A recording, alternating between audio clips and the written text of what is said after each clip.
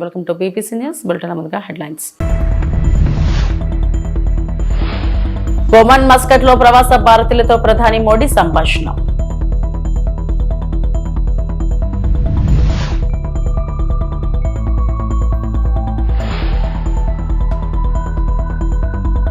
Business reformer of the year అవార్డుకు AP CM ఎంపిక.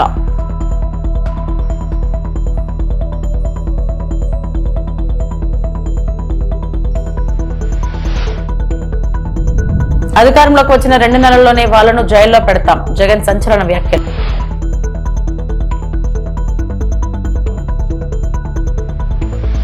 మైత్రి పర్వ్ కార్యక్రమం సందర్భంగా ఒమన్లోని మస్కట్ లో భారత ప్రవాసుల మరియు విద్యార్థులతో ప్రధానమంత్రి నరేంద్ర మోడీ సంభాషించారు. సభను ఉద్దేశించి ప్రసంగిస్తూ భారతదేశ ఆర్థిక వృద్ధి, గొప్ప సాంస్కృతిక వారసత్వం మరియు యువిక అంతరిక్ష కార్యక్రమం వంటి కార్యక్రమాల గురించి మాట్లాడారు. ये दुनिया भर में बसे प्रत्येक भारतीय के लिए गर्व का विषय है. दिवाली की यह वैश्विक पहचान हमारी उस रोशनी की मान्यता है जो आशा, सद्भाव और मानवता के संदेश को, उस प्रकाश को फैलाती है. साथियों, आज हम सब यहां भारत ओमान मैत्री पर्व भी मना रहे हैं.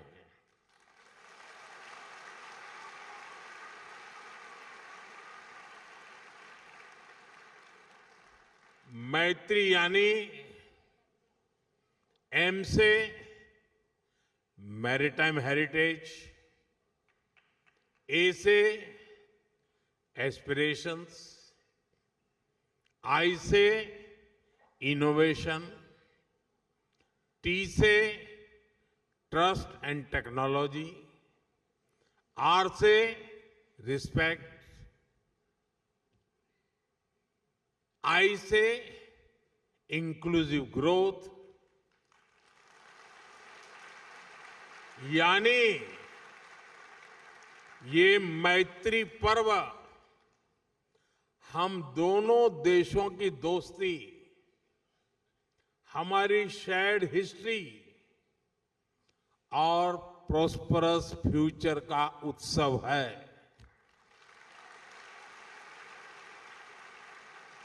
ఎవరి కర్తవ్యాన్ని వారు నిర్వర్తిస్తే మన దేశం మరింత ముందుకు వెళ్తుందని మాజీ ఉపరాష్ట్రపతి వెంకయ్యనాయుడు అన్నారు. ఇప్పటికే గణనీయమైన అభివృద్ధిని సాధించిందని చెప్పారు. కృష్ణా జిల్లా గుడివాడలోని ఏఎన్ఆర్ కళాశాల వజ్రోత్సవ వేడుకల్లో ఆయన మాట్లాడారు. కారణం ఐకమత్యం లేకపోవడం. కాబట్టి సమాజంలో, కళాశాలలో, విద్యార్థుల్లో, కుటుంబంలో అందరూ ఐకమత్యం ఉండాలి అనే విషయాన్ని మనం ఈ సందర్భంగా గమనించాల్సి ఉంది, దాన్ని పాటించాల్సి ఉంది. ఈరోజు ఈ కళాశాల యొక్క వజ్రోత్సవాలకు రావడం చాలా సంతోషంగా ఉంది. ఈ యొక్క గొప్ప సందర్భంగా మిమ్మల్ని అందరినీ కలుసుకోవడం కూడా చాలా ఆనందంగా ఉంది. ఈ రోజుల్లో ఇబ్బడి ముబ్బడిగా ఎక్కడ పట్టినా విద్యా సంస్థలు కనపడుతుంటాయి. మనకి పెద్ద పెద్ద అడ్వర్టైజ్మెంట్ కూడా కనపడుతుంటాయి. అడ్వర్టైజ్మెంట్ పెద్దదిగా ఉందంటే అర్థం కాలేజీ ఇచ్చినదని తెలుసుకోవాలి మనం ఎప్పుడైనా. ఆ రోజుల్లో విద్యా సంస్థ లేని లోటును గుర్తించి ప్రముఖులైనటువంటి మహానుభావులందరూ పర్వతనేని వెంకటరత్నం గారు, కాజా వెంకటరామయ్య గారు, వేములపల్లి రామబ్రహ్మం గారు, ఉప్పలపాటి వీరభద్రరావు గారు, వడ్డే సోమనాథుడి గారు, లింగం వెంకటకృష్ణయ్య గారు, శ్రీ ఉపద్రస్త పాపన శాస్త్రి గారు, వీళ్ళ పేర్లు మళ్ళా ఎందుకు చెప్తున్నానంటే నేను ఇందాక చెప్పిన సిద్ధాంతానికి విరుద్ధంగా ఇలాంటి వాళ్ళని గుర్తుంచుకోవాలి. వాళ్ళ మహానుభావుల కారణంగానే మనం ఇవాళ ఇంత పెద్ద కాలేజీ కట్టుకుని ఇంత బ్రహ్మాండంగా ఉత్సవాలు చేసుకుంటున్నాం. అలాంటి మహనీయులు మన పూర్వులు ఎవరైతే ఉన్నారో వాళ్ళు గుర్తుంచుకోవాలి. మన శ్రీనివాస్ గారు వీళ్ళందరూ వచ్చినప్పుడు చెప్పారు, సార్ కొత్త తరం మేము కళాశాల యాజమాన్యంలోకి వచ్చాం, ఏదో కొన్ని మంచి పనులు చేయాలనుకుంటున్నాం అని చెప్పారండి. మంచి పనులు తప్పనిసరిగా చేయాలి, కళాశాలను బాగా అభివృద్ధి చేయాలి. దాంతోపాటు దేశంలో వస్తున్న మార్పులేందో గమనించండి. కొద్ది రోజుల తర్వాత మన విద్యా విధానంలో మన చదువులు, మన పుస్తకాలు ఇవన్నీ అబ్సొల్యూట్ అయిపోతాయి. టోటల్గా ఏ వచ్చిన తర్వాత, ఆర్టిఫిషియల్ ఇంటెలిజెన్స్ వచ్చిన తర్వాత పెద్ద పెద్ద పుస్తకాలు చదివేటికి అవకాశం ఉండదు. సో దాన్ని ఎలా సమ్మిళితం చేయాలా మన విద్యతో, మన విద్యా విధానంతో, మన భారతీయ సంస్కృతితో. ఏ అంటే నాకు ఇష్టం లేదు, కానీ ఏ ఆగదు, ఆర్టిఫిషియల్ ఇంటెలిజెన్స్ ఆగదు. టెక్నాలజీ ఆ విధంగా ముందుకు వెళ్తుంది. ఇష్టం ఉన్నా ఇష్టం లేకపోయినా. మొదట్లో సోషల్ మీడియా లేదు. సోషల్ మీడియా వచ్చిన కాకముందు అందరూ ఒబరాట పడ్డారు. సోషల్ మీడియా వస్తే బాగుంటుందని వచ్చింది. ఏం చేస్తాం చెప్పండి. ఇప్పుడు సోషల్ మీడియా కాస్త యాంటీ సోషల్ మీడియాగా తయారైపోయింది. కేంద్ర ప్రభుత్వం లోక్సభలో ప్రవేశపెట్టిన వీబీజీ రామ్జీ బిల్లును వ్యతిరేకిస్తూ పార్లమెంట్ ప్రాంగణంలో ప్రతిపక్షాలు నిరసన తెలిపాయి. వెంటనే బిల్లును వెనక్కి తీసుకోవాలని డిమాండ్ చేశాయి. మహాత్మా గాంధీ జాతీయ గ్రామీణ ఉపాధి హామీ పథకం అని రాసి ఉన్న బ్యానర్తో గాంధీ విగ్రహం నుంచి ముఖద్వారం వరకు విపక్ష ఎంపీలు ర్యాలీ నిర్వహించారు. ఈ నిరసనలో కాంగ్రెస్ అగ్ర నాయకురాలు సోనియా గాంధీ, రాజ్యసభలో విపక్ష నేత మల్లికార్జున ఖర్గే, ఎంపీలు కేసీ వేణుగోపాల్, కనిమొళి ఏ రాజా తదితరులు పాల్గొన్నారు. अधिकार वापस दो, वापस दो, वापस दो, मनरेगा वापस दो, वापस दो, वापस दो, गरीबों का अधिकार छीनना बंद करो, बंद करो, बंद करो, अरे मनरेगा वापस दो, वापस दो, वापस दो, सोनिया गांधी खुद वापस दो, वापस दो, वापस दो, वापस दो, मनरेगा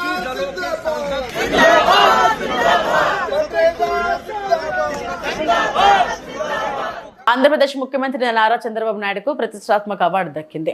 దేశంలోని ప్రముఖ ఆర్థిక దినపత్రిక ది ఎకనామిక్ టైమ్స్ ఈ ఏడాది ప్రతిష్టాత్మక business reformer of the year అవార్డును సీఎం చంద్రబాబుకు ప్రకటించింది. రాష్ట్రంలో వ్యాపార అనుకూల విధానాలు అమలు చేయడం, పారిశ్రామిక సంస్కరణలు చేపట్టడం, పెద్ద ఎత్తున పెట్టుబడులను ఆకర్షించడంలో విశేష కృషి చేసినందుకు గాను ఈ అవార్డును ఎంపిక చేసినట్లు ఎకనామిక్ టైమ్స్ వెల్లడించింది. మార్చి నెలలో నిర్వహించిన ప్రత్యేక కార్యక్రమంలో కేంద్ర ఆర్థిక మంత్రి నిర్మలా సీతారామన్ చేతుల మీదుగా ఈ అవార్డును CM Chandrababu స్వీకరించనున్నారు.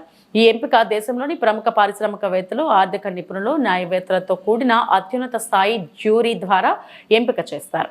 In tons and tons అనేటువంటిది మాకు అర్థమవుతుంది సార్. ఒకటి, ఈరోజు మామూలుగా పొలిటీషియన్ గుర్తింపు కోసం ఆరాటపడతాడు సార్. మీరెప్పుడు కూడా నాకు మీలా లక్షణం కనపడలేదు సార్. మీరు ఎంతసేపు ఉన్నా ప్రజల సంతృప్తి కోసం తపన పడతారు. పొద్దున్న లేచి మాకు పీజీఆర్ఎస్లో పెడతారు, లేకపోతే సాటిస్ఫాక్షన్ లెవెల్ ఎట్లా ఉంది అనేటువంటి మెజర్మెంట్ని మీరు చూస్తున్నారు తప్ప నాకేం గుర్తించి వచ్చింది అనేది ఎప్పుడు చూడలేదు సార్. ఇవాళ ఈ ఎకనామిక్ టైమ్స్ ఇచ్చినటువంటిది జ్యూరీ కూడా ఎట్లాంటి jury sir? If I can read out the names, it's top of the కంట్రీలో ఉన్నటువంటి జ్యూరీ సార్ వీళ్ళు. Noel Devi Shetty of Narayana Health, Noel Tata of Tata Trust, Uday Kotak of Kotak Mahindra, Sajjan Jindal of JSW, Lalit Keshre of Grown With, Roshni Nadar Malhotra of HCL Tech, Sunil Bharati Mittal of the Bharati Enterprises, Priya Nair of HUL, Abhishek Manu Singhvi, Senior Advocate and juniors. దాని తర్వాత దాంతోపాటు దేశంలో ఇప్పటిదాకా ఇది వచ్చినటువంటి వాళ్ళని చూస్తే కూడా అందరూ కేంద్రంలో ఉన్నటువంటి వాళ్ళే సార్. ఎప్పుడు ఏ స్టేట్కి చీఫ్ మినిస్టర్ కనిపించలేదు సార్ ఇప్పుడున్నటువంటి news item. We are proud sir. ఈ రిఫార్మ్స్ పరంపరలో కూడా మీరు 25 కొత్త పాలసీలు తీసుకొచ్చారు sir. Each is a reform by itself. 25 new పాలసీలు within a span of 1.5 year తీసుకొచ్చి you have set the trend for the nation అంటానికి ఇవాళ ఇది ఒక్కటే సార్. ఈ title Naidu was seen by the panel as an exemplar of a new model of political leadership, the original CEO chief minister. This is what the news has to say, and there are a lot of things which everybody must read, sir. We are proud to work with you, sir. Once again, I would like to congratulate you, sir, on our behalf, sir.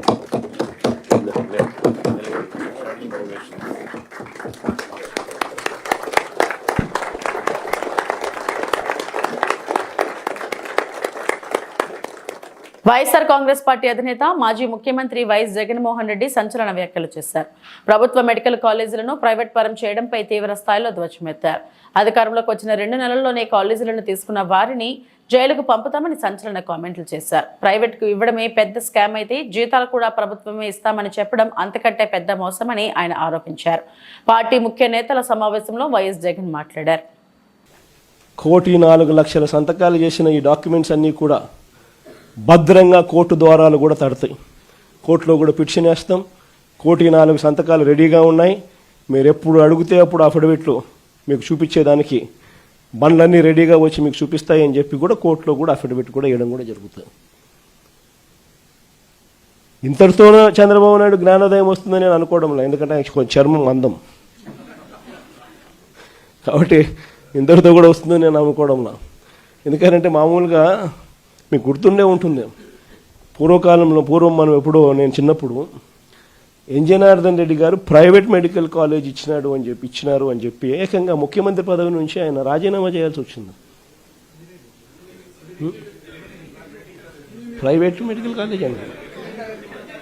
Medical college ఇచ్చినారని రాజీనామా చేయాల్సి వచ్చింది. నాకు అప్పుడు నేను చాలా చిన్నపిల్లోని.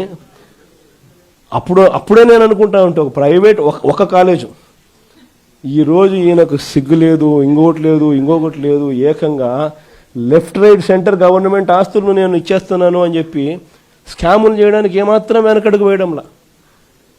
ఇచ్చేసే కార్యక్రమం చెనిక్కాయలకు బెల్లాలకు ఇచ్చేయడమే కాకుండా స్కాముల్లో ఇంకా అన్నిటికన్నా దారుణమైన స్కామ్ ఏమిటో తెలుసా? నువ్వు ప్రైవేట్ వాళ్ళకి కాలేజీలు ఇచ్చేసిన తర్వాత ఆ ప్రైవేట్ కాలేజీలు వాళ్ళు ప్రైవేట్ కాలేజీలు ఇది నడిపేటప్పుడు వాళ్ళ జీతాలు నువ్వు ఇస్తావంట. అది ఇంకా పెద్ద స్కామ్. నువ్వు ప్రైవేట్ వానికి ఇచ్చేసిన తర్వాత ఆ private college private teaching hospital వాళ్ళు నడిపేటప్పుడు వాళ్ళ జీతాలు గవర్నమెంట్ ఇస్తుందంట. అంటే నెలకు ఒక్కొక్క కాలేజీలో కనీసం 5 కోట్లు జీతం మినిమం. అంటే నెలకు సంవత్సరానికి ఒక్కొక్క కాలేజీకి 60 కోట్లు, 2 ఏళ్ల పాటు కనీసం అంటే 120 కోట్లు ఒక్కొక్క కాలేజీకి ఎదురు వస్తుందన్నట. చెనిక్కాయలకు బెల్లాలకు ఈయన మనిషికి కాలేజీలు కట్టబెట్టడమే కాకుండా మళ్ళా ఎదురు 120 కోట్ల రూపాయలు ఎదురిస్తున్నాడు. ఇది ఇంతకన్నా ఇంకా స్కామ్, ఇంతకన్నా దారుణమైన పరిస్థితి ఎక్కడైనా ఉంటుందని అడుగుతా ఉన్నా. ఇవన్నీ రేపొద్దున మనం ఇన్ని ప్రయత్నాలు చేసిన తర్వాత కూడా ఎక్కడన్నా కూడా చంద్రబాబు నాయుడు వినకుండా దీనికి ముందుకు తీసుకొని పోతే మాత్రం ఆ తర్వాత కాలేజీలు తీసుకున్నోడిని మాత్రం మనం అధికారంలోకి వచ్చిన వెంటనే 2 నెలలు జరగక మునిపే అందరు జైళ్ళల్లో ఉంటారు. ఆ కాలేజీలు తీసుకున్న వాళ్ళు మాత్రం. స్కాములు అనేది మదర్ ఆఫ్ ఆల్ స్కామ్స్ కింద ఇది నిరూపితమవుతుంది. అంతటి దారుణంగా ప్రజలకు నష్టం జరుగుతుందని కనిపిస్తూ ఉన్నా కూడా ప్రజలు దీనివల్ల ఉచితంగా వైద్యం పొందే అవకాశం పోతుందని తెలిసినా కూడా మన పిల్లలకు తక్కువ ధరలకే, ప్రైవేట్ కన్నా చాలా తక్కువ ధరకే మన పిల్లలకు మెడికల్ కాలేజీలలో సీట్లు వచ్చి చదువులు అందుబాటులో ఉంటాయని తెలిసినా కూడా ఏమాత్రం ఖాతరు చేయకుండా చంద్రబాబు చేస్తూ ఉన్న ఈ తీరుకు చంద్రబాబు నాయుడుకు గట్టి గుణపాఠం మాత్రం ఖచ్చితంగా తగ్గుతుంది. తిరుమల శ్రీవారిని గురువారం పలువురు ప్రముఖులు దర్శించుకున్నారు. ఏపీ ప్రారంభ విరామ దర్శన సమయంలో ఆంధ్రప్రదేశ్ మంత్రి నారాయణ, ఎమ్మెల్యే బొండా ఉమామహేశ్వరరావు, ప్రముఖ నిర్మాతలు దిల్ రాజు, ఏఎం రత్నం, నటుడు గంటా రవితేజ వేరువేరుగా స్వామివారి సేవలో పాల్గొన్నారు. టీటీడీ అధికారులు వారికి స్వాగతం పలికి దర్శన ఏర్పాట్లు చేశారు. దర్శనం అనంతరం ప్రముఖులకు రంగనాయక్ మండపంలో వేద ఆశీర్వచనం చేసి స్వామివారి ఆశీర్వచనాలు అందజేశారు.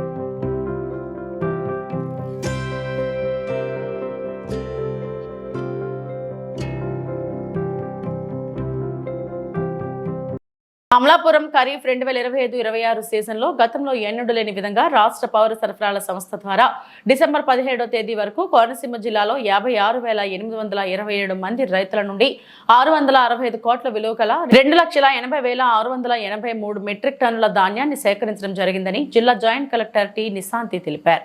బుధవారం స్థానిక కలెక్టరేట్ నందు పాత్రికేయుల సమావేశం నిర్వహించి జిల్లాలో అత్యంత పారదర్శకంగా జవాబుదారీతనంతో ధాన్యం సేకరిస్తూ రైతులకు కనీస గిట్టుబాటు ధరలు కల్పించడం సేకరించడం జరుగుతుందని తెలిపారు. జిల్లా వ్యాప్తంగా రాష్ట్ర ప్రభుత్వం 3.5 లక్షల మెట్రిక్ టన్నుల ధాన్యం సేకరణ లక్ష్యంగా నిర్దేశించిందని, ఇప్పటికే 2,80,683 మెట్రిక్ టన్నుల ధాన్యం సేకరణ పూర్తయినట్లు వెల్లడించారు. ఖరీఫ్ 2025-26 సీజన్లో ముందెన్నడూ లేని విధంగా ఆంధ్రప్రదేశ్ రాష్ట్ర పౌర సరఫరాల సంస్థ ద్వారా ఈనాటికి 17 డిసెంబర్ 2025 ఈనాటికి డాక్టర్ బిఆర్ అంబేద్కర్ కోనసీమ జిల్లాలో 56,827 రైతుల వద్ద నుండి 664 కోట్ల విలువ గల 2,80,683 మెట్రిక్ టన్నుల ధాన్యమును సేకరించడం జరిగింది. మనకిచ్చిన టార్గెట్ 3,50,000 మెట్రిక్ టన్నులో ఇప్పుడు దాకా మన ఆల్రెడీ 2,80,000 మెట్రిక్ టన్స్ ఈ 17 డిసెంబర్ నాటికే మనం ప్రొక్యూర్మెంట్ చేయడం జరిగింది. ఇప్పటి వరకు 652 కోట్ల రూపాయలు 55,048 రైతులకు చెల్లించడం జరిగింది. 98% చెల్లింపులు 24 గంటల లోపే చెల్లించడం జరిగింది. మిగిలిన 12.25 కోట్ల రూపాయలు ఈరోజు తదుపరి బ్యాంక్ బ్యాచ్ ప్రాసెస్ నందు జమ చేయడం జరుగుతుంది. ఆంధ్రప్రదేశ్ రాష్ట్ర ప్రభుత్వం రైతు సోదరులకు మద్దతు ధర అందించడం కొరకు ఎంతో నిబద్ధతతో కూడిన ఏర్పాట్లు అనగా 96,42,000 గోని సంచులు, 2,282 రావణ వాహనాలు మరియు 5,430 తార్పాలిన్స్ అందించడం జరిగింది. రైతులకు వారి ధాన్యం విక్రయించడంలో ఎటువంటి ఇబ్బందులు ఉన్నా జిల్లా కార్యాలయం నందు ఏర్పాటు చేసిన కంట్రోల్ రూమ్ 24/7 3 షిఫ్ట్లో పనిచేస్తున్నారు. ఈ కంట్రోల్ రూమ్ నంబర్స్ 83094 32487 మరియు 94416922275ను సంప్రదించి ప్రభుత్వము నిర్దేశించిన నాణ్యత ప్రమాణాలు మేరకు 24 గంటల లోపు నాణ్యతకు తగ్గ మద్దతు ధర పొందగలరు. జిల్లాలో 204 ధాన్యము సేకరణ కేంద్రాలు ఏర్పాటు చేయడం జరిగింది కానుక రైతులు ఈ సౌకర్యంను సద్వినియోగం చేసుకోవాల్సిందిగా కోరడమైనది. ధరలను ఆశ్రయించి మద్దతు ధర కన్నా తక్కువ ధరకు మీ ధాన్యంను విక్రయించి నష్టపోవద్దని ప్రభుత్వం ఏర్పాటు చేసిన ధాన్యము సేకరణ కేంద్రాల ద్వారా మీ ధాన్యము అమ్ముకోవాల్సిందిగా తెలియచేస్తున్నాము. అందరికీ కూడా ధన్యవాదాలు. మెట్రిక్ టన్స్ తీసుకోవాల్సింది ఉంది. ప్రతి మండలికి కూడా సరిపోవాల్సిన టార్గెట్ మనం ఆల్రెడీ ఇచ్చాము. సో ఏ మండల్లో కూడా ఎక్కడ ఆర్ఎస్కేలు కూడా ఏ ప్రాబ్లం లేదు. ఎక్కడైనా ఆర్ఎస్కేలో ఎక్కువ ధాన్యం వచ్చింది వాళ్ళకి ఏదైనా అడ్జస్ట్ చేయాలని కూడా ఇమ్మీడియట్గా మనం చేస్తున్నాం. అలాగే ఈ కంట్రోల్ రూమ్ కూడా 3 షిఫ్ట్ పెట్టాం, అంటే 24 గంటలు పెట్టాం, 2 షిఫ్ట్ మాత్రం కాదు 3 షిఫ్ట్ పెట్టాం. సో ఏ టైం అయినా ఫార్మర్కి ఏ ఇబ్బంది అయినా ఇమ్మీడియట్గా ఈ కంట్రోల్ రూమ్ నంబర్స్కి ఇప్పుడు చెప్పిన కంట్రోల్ రూమ్ నంబర్స్కి అది కూడా పబ్లిష్ చేయండి. ఈ కంట్రోల్ రూమ్ నంబర్స్కి కాల్ చేసి వాళ్ళు ఇమ్మీడియట్గా వాళ్ళు ఏదైనా ఇష్యూ ఉంటే రిజాల్వ్ చేసుకోవచ్చు. అలా ప్రతి ఫార్మర్కి కూడా 24 గంటల లోపలనే వాళ్ళకి ఇమ్మీడియట్గా జమ చేయడం జరుగుతుంది. ఆంధ్రప్రదేశ్ రాష్ట్ర ప్రభుత్వం చేస్తున్న చర్యల వల్ల, ఎఫర్ట్స్ తీసుకున్న వల్ల. ఏలూరు జిల్లా ద్వారకా తిరుమల పోలీస్ స్టేషన్ పరిధిలో మోటార్ సైకిల్ దొంగతనాలకు గట్టి షాక్ ఇచ్చారు. ద్వారకా తిరుమల గ్రామానికి చెందిన పేదింటి రాము కిషోర్ ఇచ్చిన ఫిర్యాదు ఆధారంగా కేసు నమోదు చేసి దర్యాప్తు చేపట్టింది. పోలీసులు CI UJ Wilson, SI T Sudheer ఆధ్వర్యంలో ప్రత్యేక ఆపరేషన్లో 3 నిందితులను అరెస్టు చేసి వివిధ ప్రాంతాల్లో దొంగతనం చేసిన 12 మోటార్ సైకిళ్లను స్వాధీనం చేసుకున్నారు. వీటి మొత్తం విలువ సుమారు 9 లక్షలు. డీఎస్పీ ఏలూరు జిల్లా ప్రెస్ మీట్ లో మాట్లాడుతూ కేసు ఛేదింపులో కీలక పాత్ర పోషించిన సిబ్బందిని అభినందించారు. ద్వారకా తిరుమల పరిధిలో దోపిడీ దొంగతనాలకు పాల్పడితే కఠిన చర్యలు తప్పవని హెచ్చరించారు. ఈరోజు మన ద్వారకా తిరుమల పోలీస్ స్టేషన్ పరిధిలో, అదేవిధంగా మన ఏలూరు జిల్లా పోలీసు, అదేవిధంగా వెస్ట్ గోదావరి ఏరియాలో కూడా ఈ బైక్ దొంగతనాలు చేస్తున్నటువంటి ముద్దాయిల్ని ఈరోజు మన Dwaraka Tirumala police station SI గారు, అదేవిధంగా బెంగళూరు సిఐ గారు ఆధ్వర్యంలో ఒక మంచి చక్కని క్యాచ్ చేయడం జరిగింది. ఈ 3 ఎవరైతే మనకి ఈ ముద్దాయిలైనటువంటి ఆరాల్ ప్రవీణ్ కుమారు, అదేవిధంగా పోగోలు శివనాగు, అదేవిధంగా ద్రోణాద్రి సాయి, వంశీ వీళ్ళు ముగ్గురు కూడా ఒక ముఠాగా ఏర్పడి ముఖ్యంగా ఈ ద్వారకా తిరుమలలో మన ఫిర్యాదుదారుడైనటువంటి ఈ పెద్దింటి రామ్ కుమార్ గారు తన బైక్ ని పెట్టుకుని ఉన్నారు. ఆ బైక్ ని దొంగతనం చేయడంతో ఈ దర్యాప్తులో భాగంగా మన ద్వారకా తిరుమల ఎస్ఐ గారు వారి సిబ్బంది ఎంతో చాకచక్యంగా ఇతను పట్టుకోవడం జరిగింది.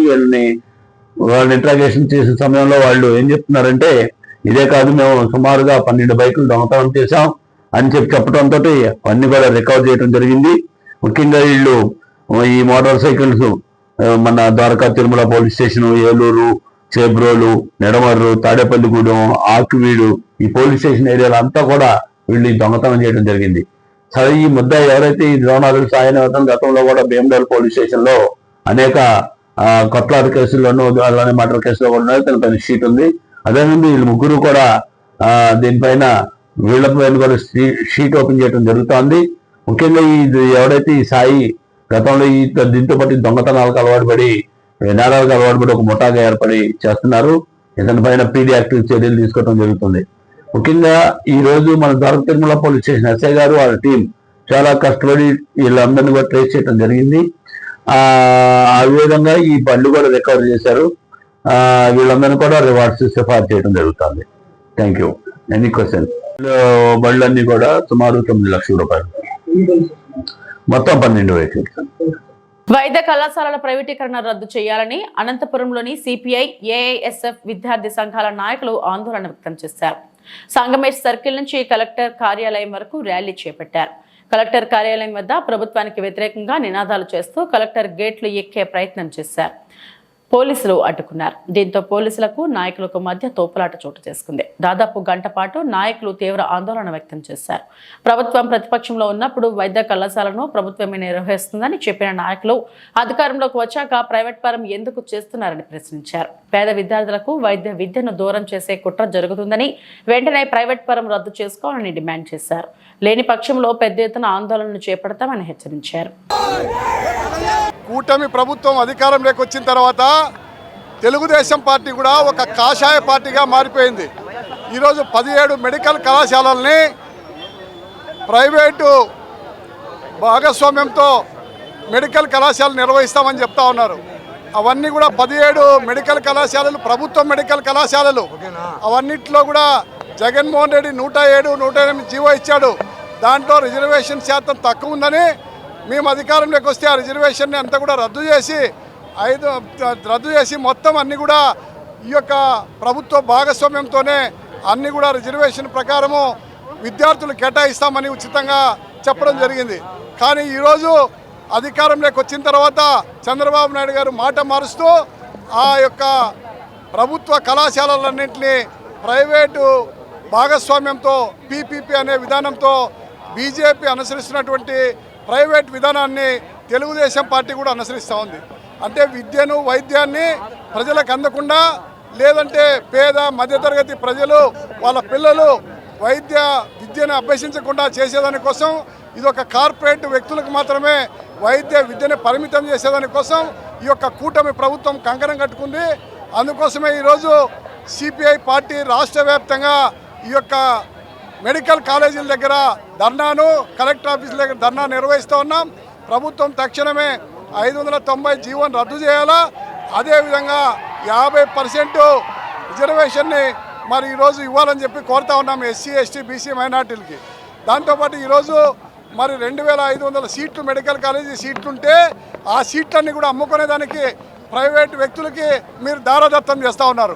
అంటే ఒక్కటి కూడా వెనకబడిన వర్గాలకి, దళితులకు, అదేవిధంగా మైనార్టీలకి ఆ సీట్లు దక్కకుండా వైద్య విద్యని దూరం చేస్తూ ఉన్నారు.